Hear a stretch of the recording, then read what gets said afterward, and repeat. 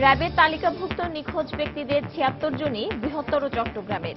দুর্গম এলাকায় জঙ্গি আস্তানা গড়ে তোলা ঠেকাতে বিজিবির টহল জোরদার, সীমান্তে নজরদারি।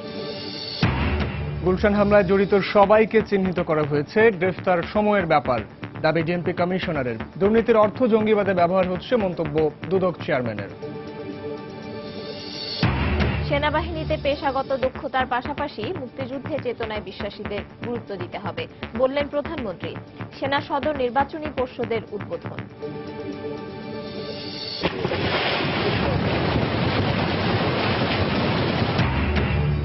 উত্তর পূর্বাঞ্চলে বন্যা পরিস্থিতির আরও অবনতি, ব্রহ্মপুত্র ও ধরলার পানি বিপদসীমার উপরে, নতুন নতুন এলাকা প্লাবিত হওয়ার আশঙ্কা। এবং খুলনার পর এবার নারায়ণগঞ্জে শরীরে বাতাস ঢুকিয়ে শিশু নির্যাতনের অভিযোগ, ঢাকা মেডিকেলে চিকিৎসাধীন অবস্থায় মৃত্যু।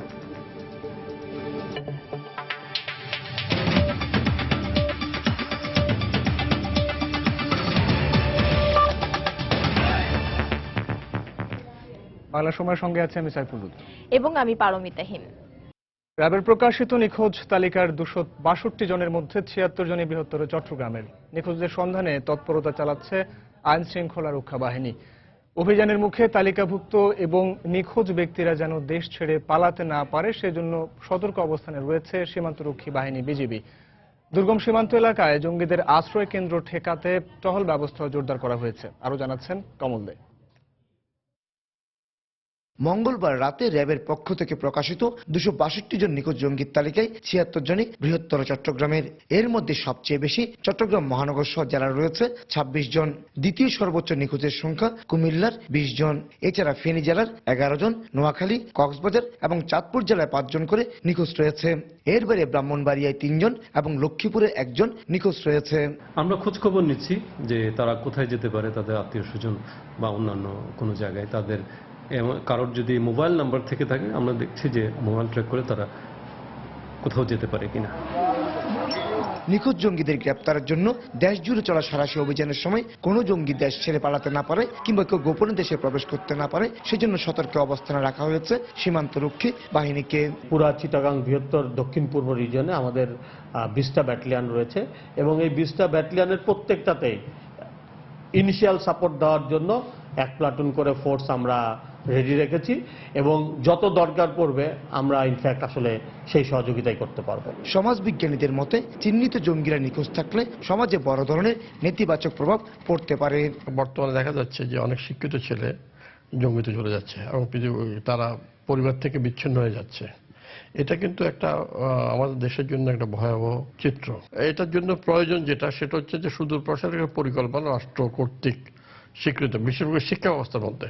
তবে পুলিশের চট্টগ্রাম রেঞ্জের প্রাথমিক তালিকায় 101 জন নিখোঁজের তথ্য পাওয়া গেল এখন পর্যন্ত মাত্র 8 জনের ব্যাপারে তারা নিশ্চিত হতে পেরেছে। এর মধ্যে কক্সবাজার, নোয়াখালী এবং খাগড়াছড়ি জেলায় 2 জন করে এবং লক্ষ্মীপুর ও ফেনী জেলায় রয়েছে 1 জন করে। কমল দে, সময় সংবাদ, চট্টগ্রাম।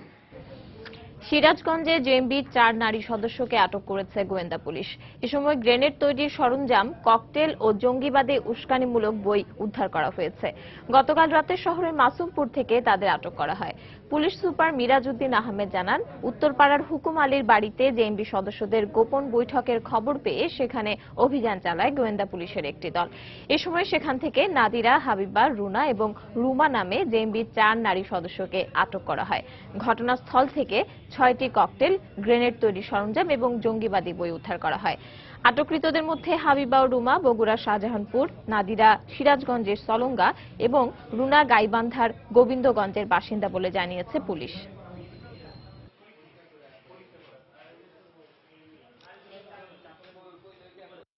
অভিযান চালিয়ে আমরা সেখান থেকে 4 জন মহিলাকে, তাদের সাথে ছোট বাচ্চাও ছিল, এবং আরো কিছু উপকরণ উদ্ধার করি যেটা আমাদের কাছে প্রাথমিকভাবে মনে হয়েছে গ্রেনেড তৈরির বিভিন্ন যে সামগ্রী, ইলেকট্রনিক যে বিভিন্ন ডিভাইস, এই সহ আমরা বেশ কিছু উপকরণ উদ্ধার করি। তাদেরকে জিজ্ঞাসাবাদ করে আমরা এটাও প্রাথমিকভাবে নিশ্চিত হয়েছি যে এরা জঙ্গি সংগঠনের সদস্য। র্যাবের তালিকায় ঠাকুরগাঁওয়ের নিখোঁজ দুজনের সন্ধান পাওয়া গেছে। তাদের সাথে নিয়মিত যোগাযোগ রয়েছে বলে দাবি করেছে স্বজনরা। গত মঙ্গলবার 261 জনকে নিখোঁজ উল্লেখ করে একটি তালিকা প্রকাশ করে র্যাব। এতে ঠাকুরগাঁওয়ের মোহাম্মদ কামরুজ্জামান টুটুল ও মোহাম্মদ নুরুজ্জামান আরিফের নাম রয়েছে। তবে স্বজনরা জানান 2014 সালের 28শে অক্টোবর ঢাকা থেকে বাড়ি ফেরার সময় নিখোঁজ হন আরিফ ও টুটুল। এ বিষয়ে থানায় জিডি করার 39 দিন পর বাসায় ফেরে জগন্নাথ বিশ্ববিদ্যালয়ের ছাত্র কামরুজ্জামান টুটুল। এছাড়া আরিফ একটি মামলায় গ্রেপ্তার হয়ে কারাগারে রয়েছে বলে জানান তার মা। এ বিষয়ে ঠাকুরগাঁও সদর থানায় লিখিত ও মৌখিকভাবে জানানো হয়েছে বলে দাবি স্বজনদের। এ বিষয়ে সত্যতা নিশ্চিত করলেও ক্যামেরার সামনে কথা বলতে রাজি হয়নি পুলিশ। আমার ভাই কামরুজ্জামান টুটুল সে 2014 সালে কিছুদিনের জন্য সে মিসিং ছিল, বাড়িতে আসছিল 24 দিনের ছুটিতে। সে 15 তারিখে ঢাকা চলে গেছে এবং রীতিমতো ক্লাস করতেছে। এখনো সে বিশ্ববিদ্যালয়ে উপস্থিত আছে। নিখোঁজের পর তাকে গ্রেফতার দেখে তারপর থেকে এইভাবে কেস চলতেছে। সে কাশিমপুর কারাগারে আছে। যখন আমরা তাকে খুঁজে পাই, থানা মৌখিকভাবে অবগত করি এবং আমরা লিখিত দিতে চাইলে যে কর্তব্যরত আয়ও ছিল মামলা ভিডির উপর, উনি বলছিল যে দরকার নাই। এদের জামাতে শোলাকিয়ায় বোমা হামলার অভিযোগে আটক শফিউলের আশ্রয়দাতা গাইবান্ধার মাদ্রাসা শিক্ষক আনোয়ার হোসেনের 5 দিনের রিমান্ড মঞ্জুর করেছেন আদালত। বিকেলে জেলার সিনিয়র জুডিশিয়াল ম্যাজিস্ট্রেট SM তাসকিনুল হক এই রিমান্ড মঞ্জুর করেন। এর আগে আনোয়ার হোসেনকে আদালতে হাজির করে 7 দিনের রিমান্ড আবেদন করে মামলার তদন্ত কর্মকর্তা। শুনানি শেষে তার 5 দিনের রিমান্ড মঞ্জুর করেন আদালত। বোমা হামলায় জড়িত সন্দেহে আটক শফিউলের দেয়া স্বীকারোক্তি অনুযায়ী শুক্রবার রাতে গোবিন্দগঞ্জের পান্থাপাড়া এলাকা থেকে তার আশ্রয়দাতা আনোয়ারকে আটক করে র্যাব। পরে গোবিন্দগঞ্জ থানা পুলিশের কাছে হস্তান্তরের পর 54 ধারায় তাকে গ্রেফতার দেখানো হয়।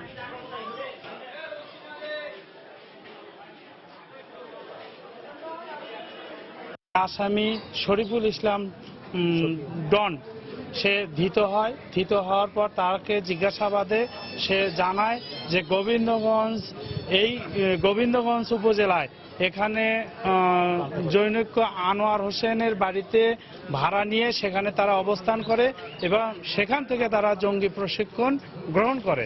আর জঙ্গি প্রশিক্ষণের মধ্য দিয়ে এই গোবিন্দগঞ্জ, মহিমাগঞ্জ, পঞ্চগড় থেকে বিভিন্ন এলাকায় তারা বিভিন্ন এই জঙ্গি তৎপরতার মাধ্যমে কয়েকজনকে হত্যাও করে।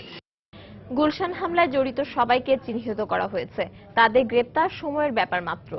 দুপুরে নিজ কার্যালয়ে সাংবাদিকদের সঙ্গে আলাপে একথা জানান ঢাকা মহানগর পুলিশ কমিশনার। তিনি জানান, রাজধানীতে ভাড়াটিয়াদের তথ্য সংগ্রহের জন্য 20 লাখ ফর্ম বিতরণ করা হয়েছিল।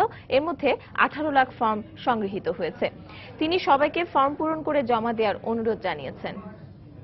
আমাদের তদন্তের যথেষ্ট অগ্রগতি আছে। আপনারা জানেন যে আমরা অনেক গুরুত্বপূর্ণ আলামত জব্দ করেছি বিভিন্ন জায়গা থেকে। হলি আর্টিসানের বিষয়টাও আমরা উদ্ঘাটন করতে পেরেছি এবং এটিও সবাইকে গ্রেপ্তার করা এখন সময়ের ব্যাপার। আমরা একটি নিরাপত্তার জাল তৈরি করেছি সবাই সমন্বিতভাবে, ঐক্যবদ্ধভাবে, এবং কোনোভাবেই জনগণ নিরাপত্তা বিঘ্ন করে কেউ পার পাবে না। দুর্নীতির অর্থ জঙ্গিবাদে ব্যবহৃত হয় বলে মন্তব্য করেছেন দুর্নীতি দমন কমিশনের চেয়ারম্যান ইকবাল মাহমুদ। প্রিন্ট ও ইলেকট্রনিক মিডিয়ার সম্পাদক ও সিনিয়র সাংবাদিকদের সঙ্গে দুর্নীতি দমন কমিশনের এক মত বিনিময় সভায় একথা বলেন তিনি। দেশে ব্যাংকিং খাত, BTCL, শিক্ষা ও স্বাস্থ্য খাতের দুর্নীতি নির্মূলের পাশাপাশি দুর্নীতির অর্থ জঙ্গি অর্থায়নের ক্ষেত্রে ব্যবহার হচ্ছে কিনা সেদিকে নজরদারি বাড়াতে দুদককে পরামর্শ দেন সভার আলোচকরা। হলমার্ক, ডেস্টিনি, বেসিক ব্যাংক সহ অনেক প্রভাবশালী নেতার দুর্নীতির বিষয়ে দুর্নীতি দমন কমিশন পদক্ষেপ নিলেও বিচারিক আদালতে বছরের পর বছর ঝুলে আছে অনেক মামলা। দুর্নীতির মামলায় মোটা দাগে শাস্তির উদাহরণ না থাকায় দুদকের উপর আস্থা কমেছে সাধারণ মানুষের। আর এই আস্থা ফিরিয়ে আনতে দুর্নীতি দমন কমিশন কর্মকৌশল প্রণয়ন করতে যাচ্ছে। বিভিন্ন গণমাধ্যম কর্মীদের সঙ্গে দুদকের আলোচনায় উঠে আসে শিক্ষা, ব্যাংকিং, রেল, BTCL সহ সরকারি বেসরকারি নানা প্রাতিষ্ঠানিক দুর্নীতি ও অনিয়মের কথা। একই সাথে দুর্নীতির অর্থ জঙ্গিবাদে ব্যবহার করা হয় কিনা তা নিয়েও মনিটরিং এর পরামর্শ আসে আলোচনায়। দুর্নীতির মাধ্যমে অর্জিত বিপুল সম্পদ জঙ্গিবাদে যায় কিনা এটাও কিন্তু এই বর্তমান নিষ্ঠুর বাস্তবতায় আমাদের মনে রাখা দরকার। আপনারা এমন কোন ঘটনা ঘটবে না যেটার মধ্যে হয়তো একটা ভীতিকর না, ভীতির বিষয় থাকবে না। দুর্নীতি দমন ব্যুরো প্রপারলি ওয়ার্ক করছে সে জায়গাটুকু থাকবে। হলমার্ক হচ্ছে একটা টিপ অফ দ্য আইসবার্গ। 4000 কোটি টাকার একটা ঘটনা। অন্যান্য গভর্নমেন্ট সেক্টরের ব্যাংকে এবং অন্যান্য জায়গায় 1 লক্ষ কোটি টাকার সাইফনিং হয়েছে। তবে সামাজিক আন্দোলন ছাড়া অর্থনৈতিক সন্ত্রাস ও জঙ্গিবাদ বন্ধ করা যাবে না বলে জানান দুদক চেয়ারম্যান। কোটি কোটি মামলা কোনো কোনো অ্যাকাউন্টে বিদেশ থেকে টাকা এসছে কোনো কোনো অ্যাকাউন্টে। এই টাকাটা তো দুর্নীতির টাকাই। আপনার কষ্টের টাকা তো আপনি কাউকে দিবেন না, দুর্নীতির টাকাই জঙ্গিবাদের পিছনে ব্যবহৃত হয়। অনেকে মনে করি প্রাইভেট ব্যাংক, আমার বুঝি bank. Private bank is not private, এটা জনগণের ব্যাংক, জনগণের পয়সা রাখা হয়। এবং প্রাইভেট সেক্টরে যে ব্যাংকিং ব্যবস্থা, সেই ব্যবস্থার অব্যবস্থা আমরা বের করছি। এছাড়া দুর্নীতি দমন কমিশনের অবকাঠামোগত উন্নয়ন, প্রযুক্তিগত সুবিধা বাড়ানো ছাড়াও বিভিন্ন প্রতিষ্ঠানের সঙ্গে একসাথে কাজ করতে চুক্তি স্বাক্ষর করা হচ্ছে বলে জানায় দুদক। সেলিয়া সুলতানা, সময় সংবাদ, ঢাকা। সেনাবাহিনীতে পদোন্নতির ক্ষেত্রে মেধা, যোগ্যতা ও পেশাগত দক্ষতার পাশাপাশি মুক্তিযুদ্ধের চেতনায় বিশ্বাসীদের গুরুত্ব দেওয়ার আহ্বান জানিয়েছেন প্রধানমন্ত্রী শেখ হাসিনা। সকালে ঢাকা সেনানিবাসে সেনা সদর নির্বাচনী পর্ষদ 2016 এর উদ্বোধনী অনুষ্ঠানে বক্তব্য রাখেন তিনি। সেনাবাহিনীর কর্মকর্তাদের পদোন্নতির লক্ষ্যে 24 থেকে 28 জুলাই পর্যন্ত এ পর্ষদ কাজ করবে। কর্নেল থেকে ব্রিগেডিয়ার জেনারেল ও লেফটেন্যান্ট কর্নেল থেকে কর্নেল পদবিতে পদোন্নতি দেওয়া হবে। অনুষ্ঠান উদ্বোধন করে প্রধানমন্ত্রী সততা, শৃঙ্খলা, আনুগত্য সহ অন্যান্য গুণাবলীর প্রতিও গুরুত্ব আরোপ করেন। সেনাবাহিনীর প্রধান সহ অন্য শীর্ষ কর্মকর্তারা এ সময় উপস্থিত ছিলেন।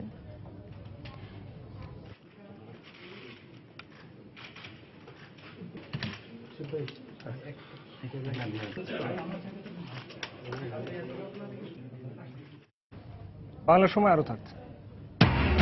চট্টগ্রামে অবৈধভাবে নিবন্ধিত প্রায় ৭৫,০০০ সিম কার্ড জব্দ। সন্ত্রাসী কাজে ব্যবহারের পরিকল্পনা ছিল ধারণা পুলিশের।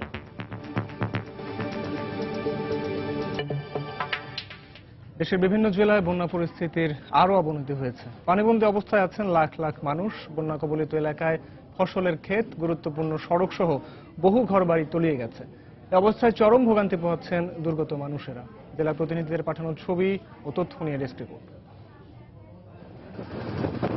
নদ নদীর পানি অস্বাভাবিকভাবে বাড়তে থাকায় কুড়িগ্রামের বন্যা পরিস্থিতির আরও অবনতি হয়েছে। পানিবন্দী ৩ শতাধিক গ্রামের ১.৫ লক্ষাধিক মানুষের দিন কাটছে অনাহারে। বিশুদ্ধ পানির অভাবে দেখা দিয়েছে মানবিক বিপর্যয়। রাস্তাঘাট তলিয়ে যাওয়ায় অনেক এলাকায় সড়ক যোগাযোগ বন্ধ হয়ে গেছে। বাড়ির পানি একদম ব্যবহার পাইনি, খরচ করে খাওয়ার পাইনি, কোনো সাহায্য মাঝে তো আমাকে দেয় না। বিশাল বন্যা, চতুর্দিকে পানি, রাস্তা মতো নাই, যাবো যে কামলা রেশন দিয়ে খাই, কামলা রেশনও চলে না। ১০,০০০ লোক পানিবন্দী অবস্থায় আজ কয়েকদিন ধরে খুব কষ্টে জীবনযাপন করতেছে।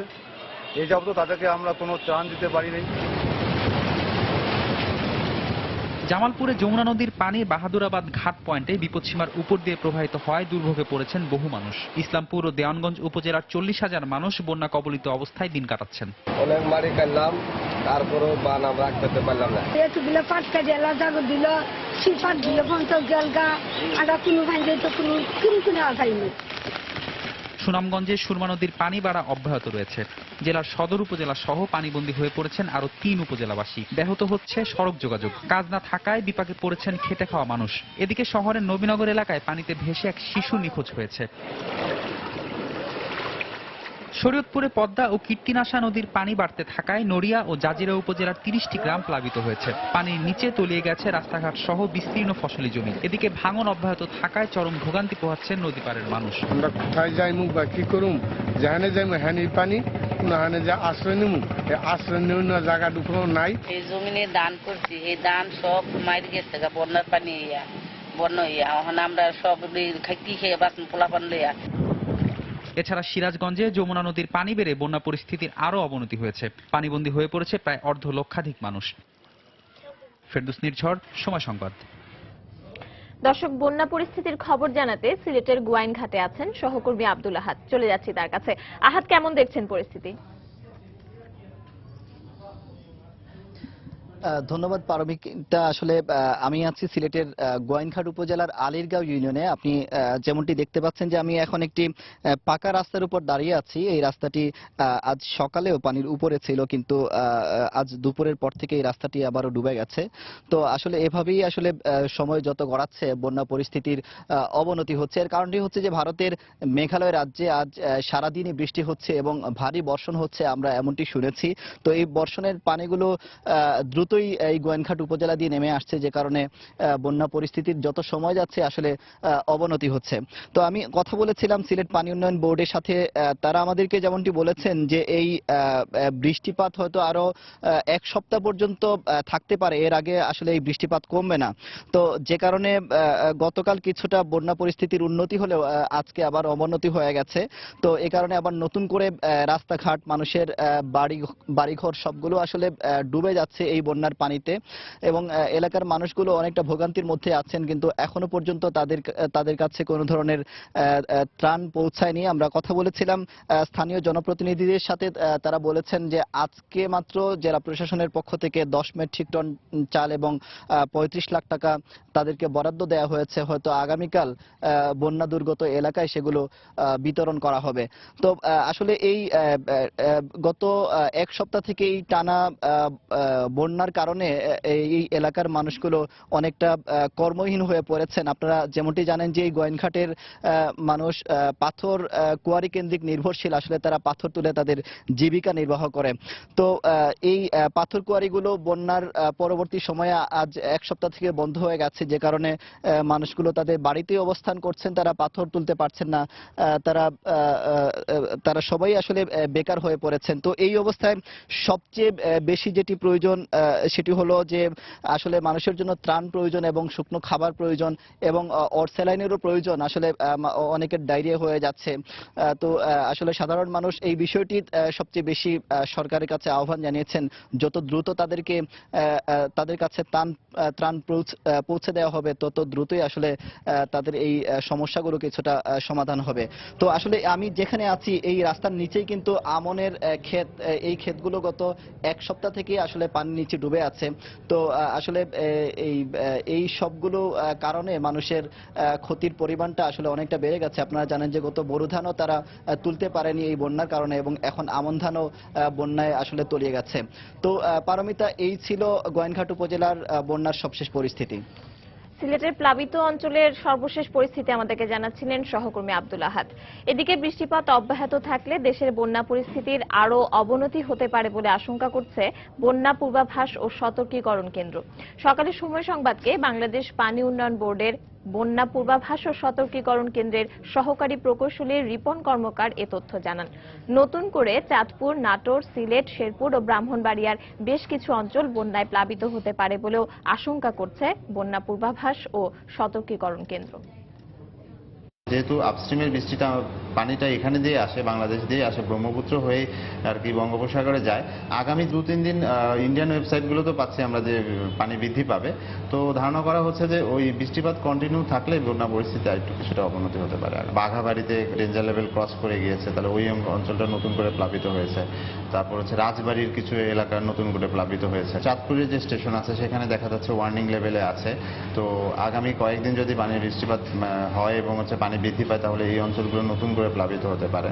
বাংলাদেশের জিওগ্রাফিক অবস্থানটা এরকম যে আপনার মূল 3টা বেসিন আছে, ভারত, নেপাল, ভুটান, বাংলাদেশ, মিয়ানমার, চীন। এই 6টা কান্ট্রি মিলে হচ্ছে কি আপনার জিভিএম বেসিন, গ্যাঞ্জেস, ব্রহ্মপুত্র এবং মেঘনা। এই জিভিএম বেসিনের টোটাল আউটলেটটাই হচ্ছে গিয়ে বাংলাদেশ। এই ম্যাসিভ ওয়াটার, এই ওয়াটারটা যখন বাংলাদেশ দিয়ে আউটলেটে যে যাচ্ছে তখনই হচ্ছে গিয়ে এই বন্যাগুলো ঘটাচ্ছে। চট্টগ্রাম থেকে অবৈধভাবে নিবন্ধিত বিভিন্ন অপারেটরের প্রায় ৭৫,০০০ সিম কার্ড জব্দ করেছে গোয়েন্দা পুলিশ।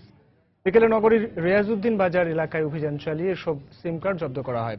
সন্ত্রাসী কাজে এসব সিম ব্যবহার করা হচ্ছে বলে ধারণা করছে পুলিশ। তবে ব্যবসায়ীরা বলছে নিয়ম মেনেই এসব সিমের নিবন্ধন করা হয়েছিল। আরো জানাচ্ছেন কমল দে। চট্টগ্রামের রিয়াজউদ্দিন বাজার থেকে ৭৫,০০০ মোবাইল সিম সহ 7 জনকে আটক করেছে গোয়েন্দা পুলিশ। বিকেলে গোপন সংবাদের ভিত্তিতে অভিযান চালিয়ে এই 7 জনকে আটক করা হয়। এই সময় বেশ কয়েকজন দোকানদার তার দোকান বন্ধ করে চলে যান। পুলিশ কর্মকর্তারা বলছেন মূলত নিবন্ধিত এইসব সিম চড়া দামে সন্ত্রাসীদের কাছে বিক্রি করা হচ্ছিল, এছাড়া অবৈধ কাজে ব্যবহার করা হচ্ছিল এসব সিম।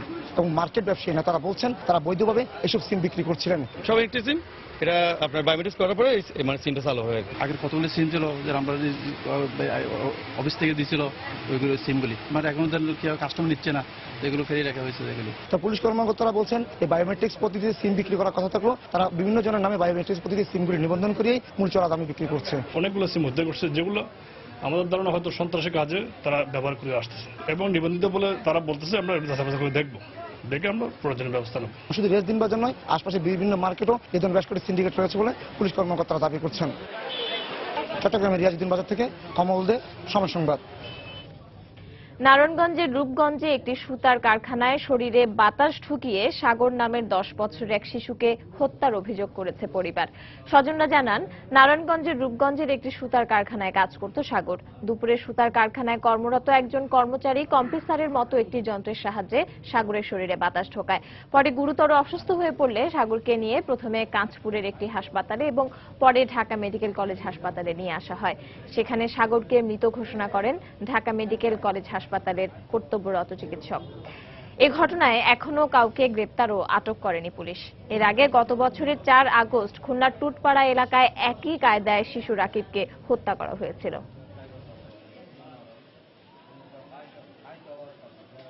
মারা গেল তো ওই নাই মারা গেছে খতম হচ্ছে না, কালী বলতো 60 দিছে এলাকা বাচ্চা তো মনে হলো কইছে বাবা কালি খাওয়া দিছে এলাকাতে কয় আমি মনে হলো আমি দেখাই মানে কোন ছেলেটা দিছে দেখাই মানে তো দেখাইব তো ছেলেটা তো গেছে অন খেলা দেখাইব।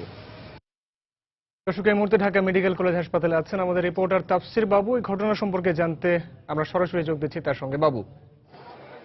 হ্যাঁ রুদ্র, আসলে আমরা এখানে তো লাশের সাথে তার বাবা এখানে রয়েছেন, বাচ্চাটির বাবা রয়েছেন। তো তিনি আমাদেরকে যেটি জানিয়েছেন যে তিনিও আসলে শোনা ঘটনায় বলছেন যে দুপুর 12টার দিকে আসলে যে স্পিনিং মিলে তিনি এবং তার বাচ্চা কাজ করতেন, তার বাচ্চার বয়স 10 বছর। তো সেখানে আসলে তার বাচ্চার সাথে আরও যেসব কর্মচারীরা সেখানে কাজ করতেন তাদেরই কেউ একজন বাতাস দেওয়ার যে যন্ত্র সেটি দিয়ে আসলে তার বাচ্চাকে বাতাস দেয় এবং এরপরে আসলে বাচ্চার অবস্থার খুব অবনতি হয় এবং তাকে প্রাথমিকভাবে প্রথমে কাঁচপুরে একটি হাসপাতালে নিয়ে যাওয়া হয়েছিল এবং এরপরেই তার বাবা সহ গার্মেন্টসের আরেকজন লোক তাকে এই ঢাকা মেডিকেল কলেজ হাসপাতালে নিয়ে আসেন এবং এখানে কিছুক্ষণ চিকিৎসাধীন থাকার পরে বাচ্চাটি মারা যায়। তো যেটি হয়েছে যে বাচ্চার বাবা আমাদেরকে এটি জানিয়েছেন যে তিনি এবং তার বাচ্চা দুজনেই আসলে সেখানে কাজ করতেন, কিন্তু ঠিক কী কারণে ঘটনাটি ঘটেছে বা এর কারণ আসলে তিনি নিজেও ঠিকমতো জানেন না। তবে তিনি এটি বলেছেন যে বাচ্চা তাকে যেটি জানিয়েছে মৃত্যুর আগে সেটি হচ্ছে যে তাকে যে যন্ত্র দিয়ে বাতাস দেওয়া হয়েছিল সেই যন্ত্রটি যার কাছে ছিল সেটি হচ্ছে ওই গার্মেন্টসেরই একজন কর্মী এবং সেই কর্মী এবং তার বাচ্চা দুজনেই আসলে একসাথে একই বিভাগে কাজ করত। তো এই শিশুটি এবং সেই কর্মীটি একই বিভাগে কাজ করত এবং কাজের এক পর্যায়ে আসলে কোনো একটি বিষয় সেটি মনোমালিন্য হতে পারে অথবা দুষ্টুমি করেও হতে পারে যে তারই এক সহকর্মী সেই যন্ত্রটি দিয়ে তাকে বাতাস দিয়েছে এবং এরপরে তার মৃত্যু ঘটেছে। তো এখন সেই শিশুটির মরদেহ এই হাসপাতালেই রয়েছে এবং কাঁচপুরে নারায়ণগঞ্জের রূপগঞ্জে যেখানে স্পিনিং মিলটি অবস্থিত সেখানকার খবরাখবর আমরা যেটি পাচ্ছি যে সেখানকার স্থানীয় পুলিশ সেই স্পিনিং মিলে গিয়ে সেখানে খোঁজ নিচ্ছেন যে কি ঘটনা ঘটেছে এবং কে দায়ী সেগুলো তারা জানার চেষ্টা করছেন। আর এখানে গার্মেন্টসের যে লোকটি সহ শিশুটির বাবা এখানে এসেছিলেন সেই লোকটি কিন্তু এই হাসপাতাল থেকে পালিয়ে গেছেন, শিশুটির বাবা আমাদেরকে বলছেন, এবং শিশুটি এখন বাচ্চার মরদেহ সহ এখানে রয়েছেন এবং তিনি আসলে কিছুই জানেন না যে কি করতে হবে, একেবারে গ্রামের সহজ সরল সাধারণ মানুষ। তো তিনি এখন আসলে অপেক্ষা করছেন যে নারায়ণগঞ্জ থেকে কেউ একজন যদি আসে এবং এখানে যদি লাশের কি করতে হবে এবং তিনি কি করবেন সেই বিষয়গুলো যদি সহযোগিতা করে তাহলে সেটি তার জন্য ভালো হবে। তো এই ছিল সর্বশেষ খবর। দর্শক, 10 বছরের শিশুকে কম্প্রেসারে বাতাস প্রবেশ করিয়ে হত্যার ঘটনার কথা জানাচ্ছিলেন আমাদের সহকর্মী তাফসির বাবু ঢাকা মেডিকেল কলেজ হাসপাতাল থেকে। 2018 সালের ডিসেম্বরে পদ্মা সেতু চালু করা হবে বলে জানিয়েছেন সড়ক পরিবহন ও সেতু মন্ত্রী ওবায়দুল কাদের। একই দিন ঢাকা থেকে ভাঙ্গা পর্যন্ত রেললাইন চালু করা হবে বলেও জানিয়েছেন তিনি। একথা জানিয়েছেন রেলপথ মন্ত্রী মুজিবুল হক। সকালে সচিবালয়ের পদ্মা সেতু এবং অ্যাপ্রোচ সড়কের রেললাইন সংযোজনের লক্ষ্যে অ্যালাইনমেন্ট চূড়ান্তকরণ বিষয়ক সভায় তারা এসব কথা জানান। 2018 সালের মধ্যে আমরা বলেছি পদ্মা সেতুর নির্মাণ কাজ শেষ হবে, পদ্মা সেতু আমরা উন্মুক্ত করে দেব রেলের জন্য।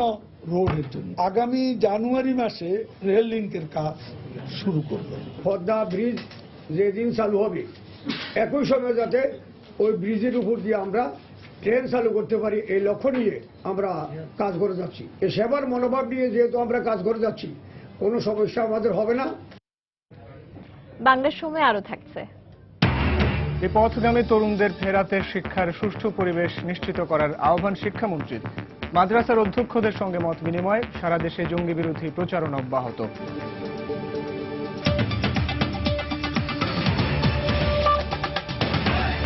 প্রবল স্রোতের পাশাপাশি বেশ কয়েকটি ফেরি বিকল হওয়ায় পাটুরিয়া, দৌলতদিয়া ও শিমুলিয়া কাউড়াকান্দি নৌ রুটে যানবাহন পারাপারে অতিরিক্ত সময় লাগছে। এতে ঘাট এলাকায় সৃষ্টি হয়েছে দীর্ঘ যানজটের। মানিকগঞ্জের পাটুরিয়া দৌলতদিয়া রুটের 18টি ফেরির মধ্যে বিকল রয়েছে 4টি। বাকি যে কটি ফেরি সচল রয়েছে, প্রবল স্রোতের কারণে সেগুলো সময় মতো যানবাহন পারাপার করতে পারছে না। এতে ঘাটের উভয় পাশে পারাপারের অপেক্ষায় রয়েছে 4 শতাধিক যানবাহন। এদিকে ঘাটে ঘন্টার পর ঘন্টা অপেক্ষার কারণে দুর্ভোগ পোহাচ্ছেন যাত্রী ও চালকরা।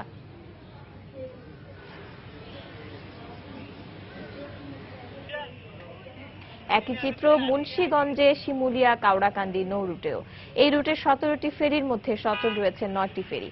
এতে দুপারেই অপেক্ষায় থাকা যানবাহনের লাইন ক্রমেই বাড়ছে। এদিকে ঘাটে পণ্যবাহী ট্রাক আটকে থাকায় কাঁচামাল নষ্ট হয়ে যাওয়ার আশঙ্কায় রয়েছেন ব্যবসায়ীরা। এদিকে আবারও নদী ভাঙনের মুখে পড়েছে রংপুরের গঙ্গাচড়া উপজেলার তিস্তাপাড়ের মানুষ। গত কয়েকদিনে এখানকার অন্তত 200 পরিবার ভাঙনে সর্বশান্ত হয়েছে। পানি উন্নয়ন বোর্ড শুধু বাঁশের পাইলিং আর বালুর বস্তা ফেলে ভাঙন ঠেকানোর চেষ্টা করলেও তা কোনো কাজে আসছে না বলে অভিযোগ এলাকাবাসীর। শাকিল মাহমুদের ক্যামেরায় আনো জানাচ্ছেন মানিক সরকার। গত কয়েকদিন ধরে রংপুরের গঙ্গাচড়া উপজেলার আলমবেদিতর আর কোলকোন ইউনিয়নে ভাঙনের ভয়াবহতা আকস্মিকভাবে বেড়ে গেছে। এ দুটি ইউনিয়নের অন্তত 10টি গ্রামের 200 পরিবারের ঘরবাড়ি সর্বগ্রাসী তিস্তার গর্ভে চলে গেছে। এসব মানুষ সব হারিয়ে নিঃস্ব এখন। পানি উন্নয়ন বোর্ড কর্তৃপক্ষ বাঁশের পাইলিং আর বালুর বস্তা ফেলে ভাঙন ঠেকানোর চেষ্টা চালাচ্ছে। এলাকাবাসীর অভিযোগ, তাদের এই প্রচেষ্টা কোনো কাজে আসছে না। একটু শান্তিতে আসলাম, নদী ওইদিকে আসলো, এখন দেখো কি দিন দিন খালি ভাঙতেছে। একটা লোক যখন মারা যাওয়ার পর কবর দূর সে জায়গাটুকুও নেই। পাইকান হাজিপাড়া, ব্যাংপাড়া, পীরের পাড়া, আমার পাইকান ফাজিল মাদ্রাসা ভেঙে প্রায় 200 পরিবার ভেঙে গেছে। তিস্তার এই ভাঙনের তোড়ে বিগত 10 বছরে মানচিত্র থেকে হারিয়ে গেছে গঙ্গাচড়া উপজেলার গোলকোন্দ এবং আলমবেদিতর ইউনিয়নের অন্তত বেশ কিছু গ্রাম। এলাকাবাসীরা জানায়, বিগত 10 বছরে এই দুটি ইউনিয়নের অন্তত 2 লাখ একর জমি নদীগর্ভে বিলীন হয়েছে, আর গৃহহীন হয়েছে অন্তত 2 লাখ পরিবার। শুকনো মৌসুমে কাজ হয় না, অথচ বর্ষাকাল আসলেই আমাদের নদীর কাজ শুরু হয়। সামান্য কিছু বস্তা দিয়ে ঠেকানোর চেষ্টা করা হয়, কিছু বাঁশের পার্লিং করা হয়। কিছু সাহায্য দরকার নেই, আল্লাহ বাড়িতে থাকতে পারি আমরা, এইটি আমার বিরাট। পাউব কর্তৃপক্ষ জানায়, স্থায়ীভাবে ভাঙন প্রতিরোধের জন্য 1,25 লাখ টাকার একটি প্রকল্প পাশ হয়েছে, শিগগিরই কাজ শুরু হবে। আমরা এখন এটা টেন্ডারিং এ যাব, ইনশাল্লাহ আশা করতেছি যে শুষ্ক মৌসুমেই এই সমস্ত ভাঙনের জন্য আমরা স্থায়ী প্রতিরক্ষামূলক কাজ বাস্তবায়ন করতে পারবো। গঙ্গাচড়া উপজেলার 9টি ইউনিয়নের মধ্যে 7টি ইউনিয়নের অধিকাংশ মানুষই কম বেশি নদী ভাঙনের শিকার। মানিক সরকার, সময় সংবাদ, রংপুর। বিপথগামী তরুণদের ফেরাতে শিক্ষার সুষ্ঠু পরিবেশ নিশ্চিত করার আহ্বান জানিয়েছেন শিক্ষামন্ত্রী নুরুল ইসলাম নাহিদ। শুধু জ্ঞান আর প্রযুক্তি শিক্ষা নয়, মায়া মমতা দিয়ে শিক্ষার্থীদের জ্ঞান চর্চায় আকৃষ্ট করতে শিক্ষকদের প্রতি আহ্বান জানান তিনি। সকালে রাজধানী কৃষিবিদ ইনস্টিটিউটে জঙ্গিবাদ প্রতিরোধে মাদ্রাসা শিক্ষকদের করণীয় শীর্ষক এক মতবিনিময় সভায় তিনি একথা বলেন। অনুষ্ঠানে অংশ নেওয়া দেশের বিভিন্ন মাদ্রাসার অধ্যক্ষদের সাথে জঙ্গিবাদ প্রতিরোধে তাদের ভূমিকা নিয়ে আলোচনা করেন শিক্ষামন্ত্রী। এ সময় মাদ্রাসা শিক্ষকরা তাদের শিক্ষা পদ্ধতিকে সঠিক বলে দাবি করে তারা বলেন, মাদ্রাসা শিক্ষায় শিক্ষিত হলে একজন শিক্ষার্থী সঠিক পথেই পরিচালিত হয়। আমাদের প্রত্যেককেই যার যার প্রতিষ্ঠানের দায়িত্ব নিতে হবে। আমরা স্কুল চালাই, কলেজ চালাই, মাদ্রাসা চালাই, বিশ্ববিদ্যালয় চালাই, সেই প্রতিষ্ঠানের যারা আমাদের কর্তৃপক্ষ তাদেরকে আগে দায়িত্ব নিতে হবে, শিক্ষকদের দায়িত্ব নিতে হবে, কারণ ওখানে শান্তিপূর্ণ এবং সঠিক পথে পরিচালনার জন্য। আমরা জ্ঞান শিক্ষা দিব, আমরা বিজ্ঞান শিক্ষা দিব, আমরা ইসলাম শিক্ষা দিব, সবই দিব। মনে রাখতে হবে, শুধু জ্ঞান শিক্ষা দিলেই হবে না, শুধু প্রযুক্তি শিক্ষা দিলেই হবে না। আমরা চাই একজন ভালো মানুষ তৈরি করতে, সৎ মানুষ তৈরি করতে, ন্যায়পরায়ণ মানুষ তৈরি করতে এবং চরিত্রবান মানুষ তৈরি করতে। জঙ্গিবাদের বিরুদ্ধে দেশের বিভিন্ন স্থানে মানববন্ধন করেছে বেশ কয়েকটি সংগঠন। সকালে রাজশাহী বার কাউন্সিল ভবনের পাশে মানববন্ধন করেন আইনজীবীরা। এ সময় জঙ্গিদের বিচার করতে সব ধরনের আইনি সহযোগিতা করা হবে বলে জানান তারা।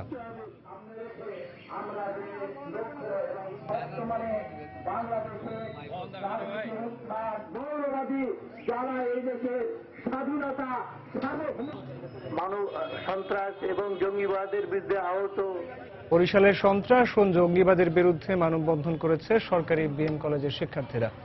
এ সময় জঙ্গি তৎপরতা রুখতে সবাইকে একযোগে কাজ করার আহ্বান জানান তারা।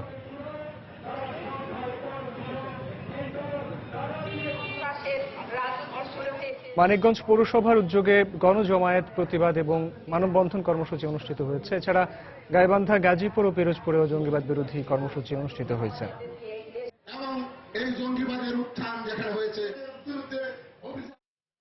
জঙ্গিবাদ ছেড়ে স্বাভাবিক জীবনে ফিরে এলে তাদের সহযোগিতা করা হবে বলে জানিয়েছেন পুলিশের মহাপরিদর্শক AK-M শহীদুল হক। দুপুরে কক্সবাজারে সন্ত্রাস ও জঙ্গিবাদ প্রতিরোধ শীর্ষক এক মত বিনিময় সভায় তিনি একথা বলেন। যারা জঙ্গি হয়েছে তারা যদি কোনো নাশকতার কাজ না করে থাকে, হত্যাকাণ্ড সংগঠিত না হয়ে থাকে, তাহলে তারা ভুল বুঝে যদি স্বাভাবিক জীবনে চলে আসে, আমরা তোমাদের কোনো ক্রমে কোনো ডিস্টার্বেন্স করবো না, তোমরা শান্তিপূর্ণভাবে তোমরা স্বাভাবিক জীবনযাপন করবে, পরিবারের সাথে থাকবে। আর যারা বিভিন্ন নাশকতা কাজে জড়িত ছিল, হত্যাকাণ্ডে জড়িত ছিল, দেশের প্রচলিত আইনে তাদের বিচার হবে। তারপরও তারা যদি সংশোধন হয়, সরকার অতীতে অনেক অপরাধ চক্রকে সাধারণ ক্ষমা করেছে, সেটাও সরকারের বিবেচনায় থাকতে পারে। যারা দেশকে অকার্যকর রাষ্ট্রে পরিণত করতে চায় তাদের প্রতিহত করা হবে বলে মন্তব্য করেছেন শিল্পমন্ত্রী আমির হোসেন আমু। এছাড়া যারা জঙ্গিবাদ ও জেএমবিকে আশ্রয় দেয় তাদের সঙ্গে কিছুতেই জাতীয় ঐক্য হবে না বলেও জানান তিনি। দুপুরে ঝালকাঠি সদর উপজেলা পরিষদ মিলনায়তনে জাতীয় মৎস্য সপ্তাহ উপলক্ষে আয়োজিত এক অনুষ্ঠানে মন্ত্রী এসব কথা বলেন। বাংলাদেশকে যারা অকার্যকর রাষ্ট্রে পরিণত করতে চায় তাদেরকে কিছুতেই প্রশ্রয় দেওয়া যায় না, যাবে না। যারা এখনো সেই অপশক্তি এই দেশে রয়েছে তাদের সহায়তায় যে কার্যক্রম চলছে অবশ্যই তা বন্ধ করতে হবে। অন্য জাতীয় ঐক্যের কাজ দেয়, জাতীয় ঐক্য কার সাথে হবে? আশ্রয়দাতাদের সাথে, প্রশ্রয়দাতাদের সাথে, যারা জেএমবি সৃষ্টি করেছিলেন তাদের সাথে। গণেরা বাঘের ঘরে ঘরের বাসা, তার ঐক্য করার মানে বাঘের ঘরে ঘরের বাসা সৃষ্টি করে দেওয়া। ওই কাজের আওয়ামী লীগ পা দেবে না। নীলফামারী ও পঞ্চগড়ে অভিযান চালিয়ে 2 জেএমবি সদস্যকে গ্রেপ্তার করেছে গোয়েন্দা পুলিশ। গত রাতে তাদের গ্রেপ্তার করা হয়। পুলিশ জানায় নীলফামারী সদর উপজেলার কাজিরহাট বাজার থেকে একরামুল এবং পঞ্চগড়ের দেবীগঞ্জ বাজার থেকে আরেফিন নামে 2 জনকে গ্রেপ্তার করা হয়। পুলিশ জানায় গ্রেপ্তার 2 ব্যক্তি নিষিদ্ধ ঘোষিত জঙ্গি সংগঠন জেএমবির সক্রিয় সদস্য। এর মধ্যে একরামুল সৈয়দপুরে তাজিয়া মিছিল ও শিয়া মসজিদে হামলার পরিকল্পনাকারী বলে জানিয়েছে পুলিশ। এই ঘটনায় সৈয়দপুর থানায় একটি মামলা করা হয়েছে।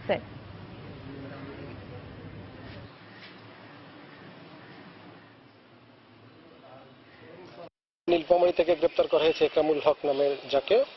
সে গত মহরম মাসে সৈয়দপুরে তাজিয়া মিছিলে এবং পরবর্তীতে শিয়া মসজিদে বোমা হামলার পরিকল্পনার কথা স্বীকার করেছে।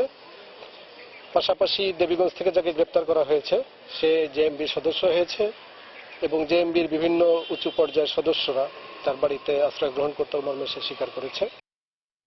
নাশকতা মামলায় দেশের বিভিন্ন স্থান থেকে জামায়াত শিবিরের 13 নেতাকর্মীকে গ্রেফতার করেছে পুলিশ। সকালে দিনাজপুর শহরের রামনগর এলাকা থেকে জামায়াত শিবিরের 8 নেতাকর্মীকে আটক করা হয়। এ সময় তাদের কাছ থেকে জঙ্গিবাদী বই, সিডি এবং চাঁদা আদায়ের রসিদ উদ্ধার করে পুলিশ।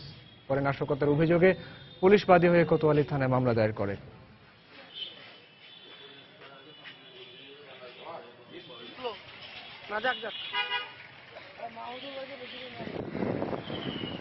ঝিনাইদহের বিভিন্ন স্থানে রাতভর অভিযান চালিয়ে জামায়াত শিবিরের 5 নেতাকর্মীকে গ্রেফতার করেছে পুলিশ। জেলা সদর, কালীগঞ্জ ও কোটচাঁদপুর উপজেলার বিভিন্ন এলাকা থেকে তাদের গ্রেফতার করা হয়। তাদের বিরুদ্ধে বিভিন্ন থানায় নাশকতার মামলা রয়েছে বলে জানিয়েছে পুলিশ। নাটোরে স্ত্রী হত্যার দায়ে স্বামী তুষার ইমরান তুফানকে যাবজ্জীবন কারাদণ্ড দিয়েছেন আদালত। দুপুরে জেলা ও দায়রা জজ আদালতের বিচারক রেজাউল করিম এ রায় দেন। মামলার বিবরণে জানা যায়, বাগাতিপাড়া উপজেলার পাকা দক্ষিণ পাড়া গ্রামের বাসিন্দা তুফানের সাথে তার স্ত্রী শারমিনের দীর্ঘদিন ধরে পারিবারিক কলহ চলছিল। এরই জের ধরে 2014 সালের 11 জুন স্ত্রীকে শ্বাসরোধ করে হত্যা করে তুফান। পরে সেদিন রাতেই সাথীর বাবা বাদী হয়ে একটি হত্যা মামলা দায়ের করেন। পরে দীর্ঘ বিচারিক প্রক্রিয়া শেষে অভিযোগ প্রমাণিত হওয়ায় আসামি তুফানকে যাবজ্জীবন কারাদণ্ড দেন আদালত। বিএনপি নেতা তারেক রহমানের বিরুদ্ধে আদালতের দেয়া রায়ের প্রতিবাদে লালমনিরহাটে বিক্ষোভ করেছে জেলা বিএনপি। দুপুরে জেলা কার্যালয়ের সামনে থেকে একটি মিছিল বের করা হয়। পরে কার্যালয়ের সামনে প্রতিবাদ সভার আয়োজন করেন নেতাকর্মীরা।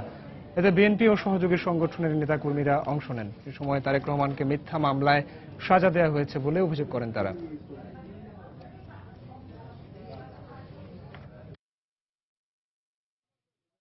খুলনায় শুরু হয়েছে 15 দিন ব্যাপী বৃক্ষ মেলা।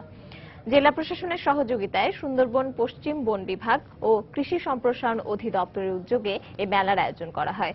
এ উপলক্ষে সকালে নগরীর পাওয়ার হাউস মোড় থেকে একটি র্যালি বের করা হয়। র্যালি শেষে জিয়া হল প্রাঙ্গণে মেলার উদ্বোধন করেন জেলা প্রশাসক নাজমুল হাসান। বিভিন্ন প্রজাতির গাছের চারা দিয়ে মেলার 50টি স্টলকে ঢেলে সাজানো হয়েছে। প্রতিদিন সকাল 10টা থেকে রাত 8টা পর্যন্ত সবার জন্য উন্মুক্ত থাকবে এই মেলা। চলবে আগামী 7 আগস্ট পর্যন্ত।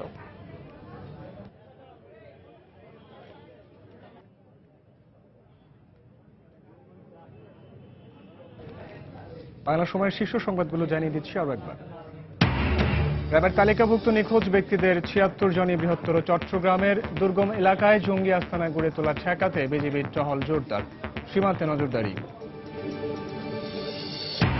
গুলশান হামলায় জড়িত সবাইকে চিহ্নিত করা হয়েছে, গ্রেপ্তার সময়ের ব্যাপার, দাবি ডিএমপি কমিশনারের। দুর্নীতির অর্থ জঙ্গিবাদে ব্যবহার হচ্ছে, মন্তব্য দুদক চেয়ারম্যানের। সেনাবাহিনীতে পেশাগত দক্ষতার পাশাপাশি মুক্তিযুদ্ধের চেতনায় বিশ্বাসীদের গুরুত্ব দিতে হবে বললেন প্রধানমন্ত্রী। সেনা সদর নির্বাচনী পর্ষদের উদ্বোধন। উত্তর পূর্বাঞ্চলে বন্যা পরিস্থিতির আরও অবনতি। ব্রহ্মপুত্র ধরলার পানি বিপদসীমার ওপরে, নতুন নতুন এলাকা প্লাবিত হবার আশঙ্কা। এবং খুলনার পর এবার নারায়ণগঞ্জে শরীরে বাতাস ঢুকিয়ে শিশু নির্যাতনের অভিযোগ, ঢাকা মেডিকেলে চিকিৎসাধীন অবস্থায় মৃত্যু। দর্শক, এই ছিল বাংলা সময়ে। যে কোনো খবর পেতে ভিজিট করুন সময়নিউজ.tv। এছাড়া এই মাত্র পাওয়া খবর আপনার মোবাইলে পেতে SMS করুন, *SN লিখে পাঠিয়ে দিন 16242 নম্বরে। সঙ্গে থাকুন সময়।